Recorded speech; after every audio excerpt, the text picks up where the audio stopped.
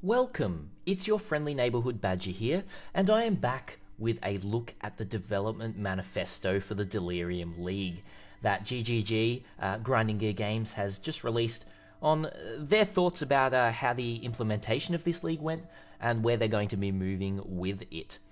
So for those of you who want to see my take on it, a few people have been asking me, so I thought I better put out a video for this. We're going to go through these this manifesto, check it step by step, and really just have a look at things and give our outlook on how this is all looking. GGG are basically starting with stating that they very much appreciate the valuable feedback since launch, and they just want to summarize all the changes that they plan to make in the near future. First of all, they're looking at Delirium monster damage. GGG are saying, and I'm trying to summarize, I'm not going to read verbatim here, they're saying that people have been saying that the monster damage in Deliriums have been extremely high, but GGG have been saying that the monster damage bonus scales up to 30% increased at absolute most. But they are going back and reviewing all the monsters just to make sure there's nothing weirdly overtuned that should be one-shotting people and everything like that. Now, I played a lot in the past 3 days. I was getting absolutely one-shot in Deliriums, and then I have also played a little bit today, also still just getting one-shot. My thoughts on this as a whole, of the damage in the Delirium League, I think, and this, keep in mind, this is coming from a softcore player, someone who doesn't really play hardcore. I only play in softcore leagues. I think the challenge is really interesting, and I enjoy the challenge of the Delirium League. What I enjoy is trying to figure out how to make my build not die as much while still speeding through content and keeping my DPS at an absolute maximum. For me, sacrificing DPS too much isn't a fun thing for me, so I try to keep that cap and then try to raise all of my defenses to that. And this is totally personal, but I think the implementation of the Delirium League, it could be tuned a little bit, but I think it's kind of okay where it is. I feel like I can push my defenses quite a lot, push my speed a lot, and just try to pay attention a little bit more to the ground mechanics. Now, this is the next thing that I am going to talk about, which is on-death ground mechanics. We are just going to skip the rewards bar section here, and we're going to have a look at this monster on-death effects section. We'll talk about this in a section, in a moment. Monster on-death effects. GGG is saying that currently in Path of Exile, there's a random chance for individual Delirium monsters to have mods that cause on-death effects. They are internally experimenting with moving them to be pack-based, so there's more variance in when you encounter them, rebalancing them around this, and improving how they are signaled.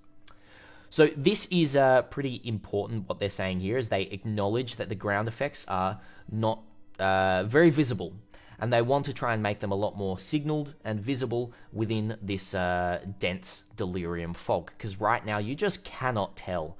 I play on a widescreen monitor, 21:9 aspect ratio, and I don't see these ground effects ever. It's pretty crazy, and I'm a little bit disappointed at this. What I'm more disappointed about is the next line here. For those interested in why we use, this is GGG talking, for those interested in why we use on-death effects in content like this, it's because they are a viable way of making monsters that are killed instantly have an effect on players, and they aren't trivialized by clear speed. Now, we'll just take a little bit of a pause here, because what GGG is saying is true. What they're saying is correct. It does make monsters that are killed instantly have a lingering effect. Now, we see this done well with things such as the fire and lightning and ice circles around magic packs that you can kill, Bloodlines packs that drop these big circles on the ground. Very easily telegraphed. You can tell where they are. If you stand in them, you will die instantly. You will absolutely die instantly. I'll put a little video up atop. But in the Delirium League, you're having the same kind of damage from on-death effects that you just cannot see and you cannot telegraph. It is very important for GGG, if they want to keep these on-death effects in the game and for people to be happy about them, they need to be extremely telegraphed. Something that, will require attention to dodge, will require a move speed skill, a movement skill to be able to dodge them, but something that players can do if they're paying attention, they can do every time. If you're a skilled player, you can get out of this. Having things that kill you without you ever knowing that they were even there is terrible for gameplay. So this is something I'm most annoyed about within this manifesto, this what they've said here. They do say at the end, though, they are going to be toning these down either way. So they said something in the end there to try and maybe, appease the masses.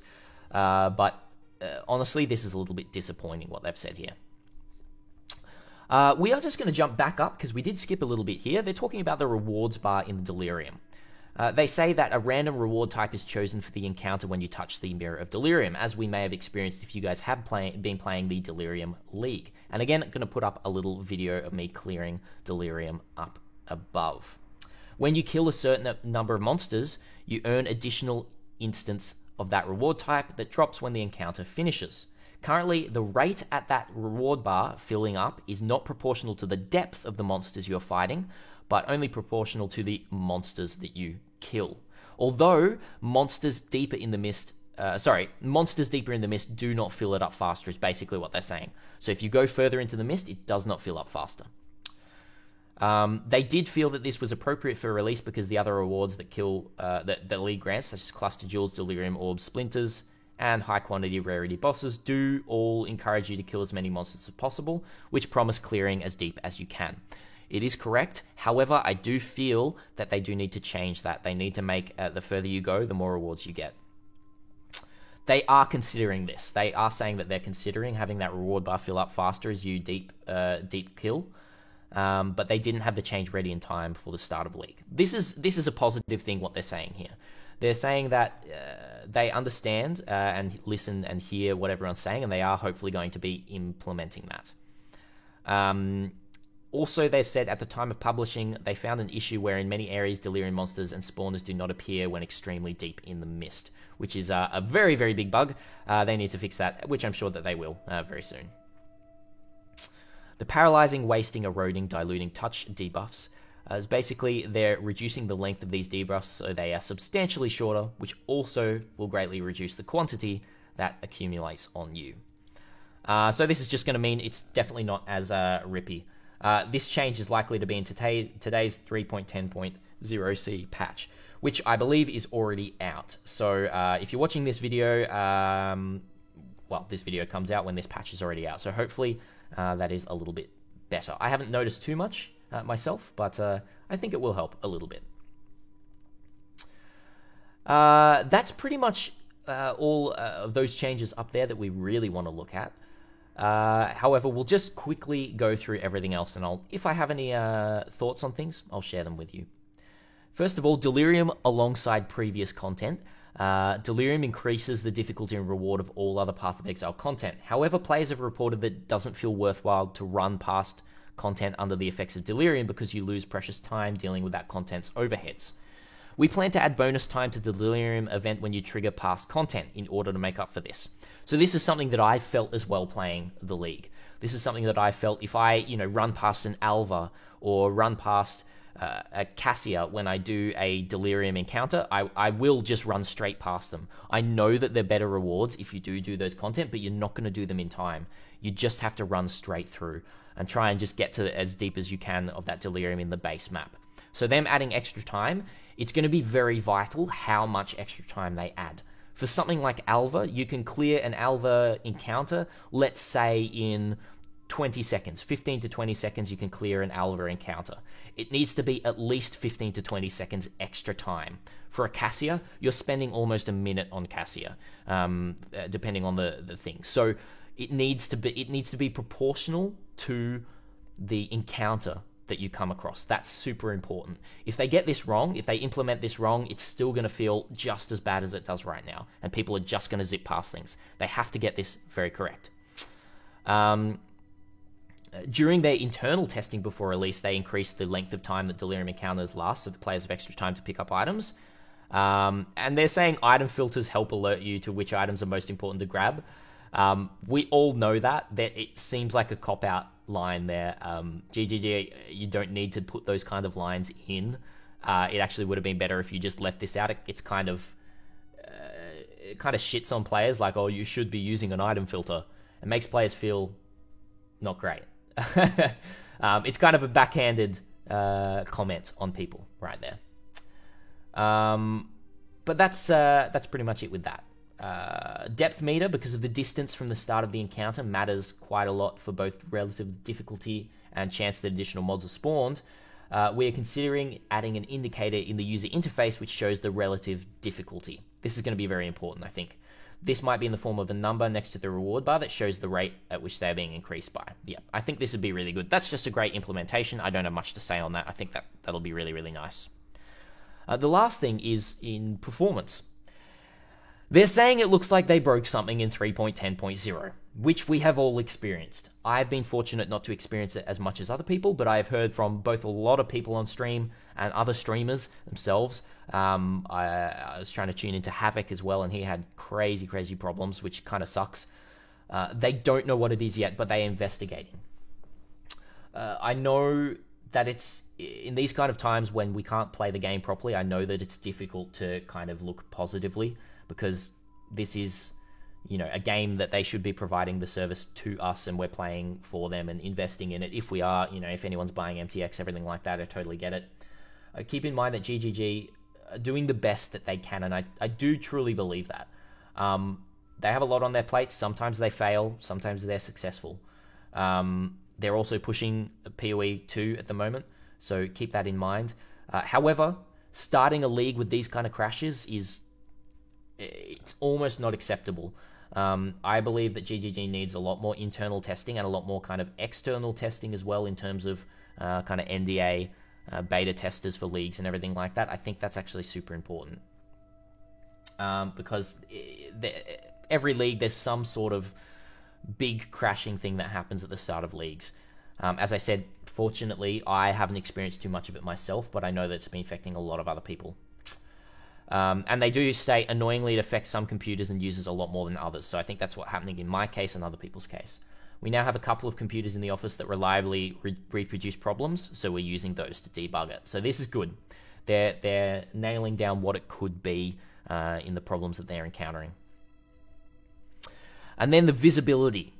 They have various ideas to improve visibility, such as investigating improving color grading, adding clearer effects to monsters with mods, and improving skill effects.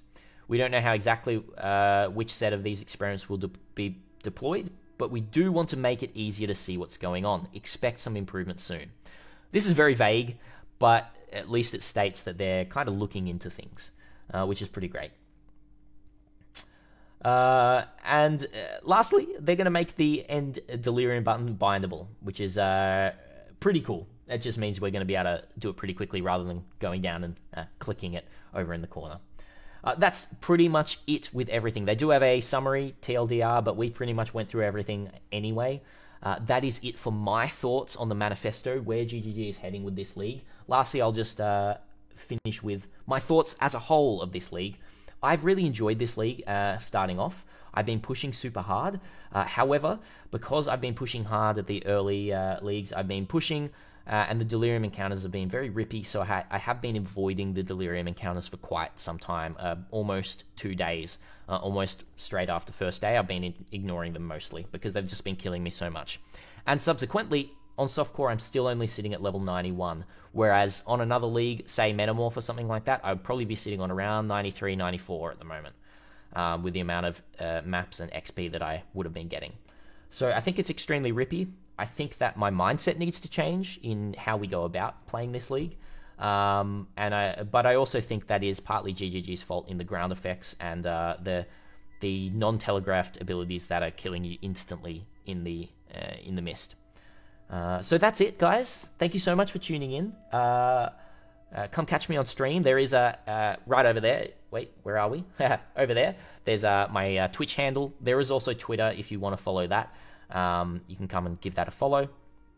And if you really want to support me in being able to do this full time, as we all know, the big thing of coronavirus is really spreading, COVID-19. And I'm pretty much not really going to be working too much at my other job. So I really want to push this content. If you want to help me out, I know we're all in the same position of work, but there is a Patreon down below that you can have a look at. Just for the price of a coffee every month, you can help support me do this as my living and produce really great content for you. New build guides coming soon, guys, probably in about a week's time once we solidify this build and start our new one. We've got some really, really cool ideas. Wink, wink. Hollow palm technique is on the agenda. We're going to make something real cool with that, hopefully pretty budget as well. And these cluster jewels are going to be so much fun to build around. I'm so excited to get into the build crafting stage of this league. So definitely keep an eye out for that content. Thank you so much for tuning in, guys. And until next time, Badger out.